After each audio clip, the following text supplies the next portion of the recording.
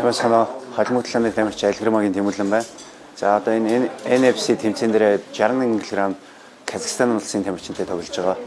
Тэгээд тамирчныг бол маш сайн судалсан байгаа. Тэгээд мэдээж миний ард бүтэн баг ажиллаж байгаа. Тэгээд дандаа мэрэгжлийн багш нараа бокс, жужитсу, кикбокс ингээл ер нь MMA гэл ер нь бүх төрлийн мэрэгжлийн багш нар ажиллаж байгаа. Тэгээд сая хоёр тэмцээний тов цуслагдсан байгаа. Яг тэмцээнийхээ өмнө тоглох гэж байгаа болоод тэгээд тийм ч байсан болохоор ер нь бэлтгэл маш сайн байгаа. Тэгээ яг тэр форм алдахгүйгээр энэ тэмцээндээ шууд үргэлжлүүлээ бэлдсэн. Тэгээд 12 кг хас 61 кг-д орж байгаа. Одоогийн хувьд бол одоо ингээ бэлтгэл 100 хангагдсан. Одоо зүгээр жиндээ орох үлдсэн байна. Түүнээс тактик боловсруулад тэмцээнээр яаж тоглох вэ?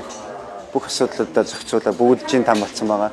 Одоо жиндээ орчиход л асуудал байна. Тулааныг яг тулаан талаас нь биш, урлаг талаас нь их харж цаашаа ер нь урлаг талаас нь их явахыг хүсдэг. Зүгээр л нэг гарч ирээл дандаа барилдаад байх биш. Дандаа золтоод байх биш. Энэ чинь мэрэгжлийн холимогдлоо юм чинь бүх төрлөөр үзэх хэрэгтэй. Тэгээ бүх төрлийг хослуулж ер нь тулаан гэхээс илүү үзэгч ч гэсэн гоё үзүүчтэй тулаан үзүүлэхийг хүсдэг.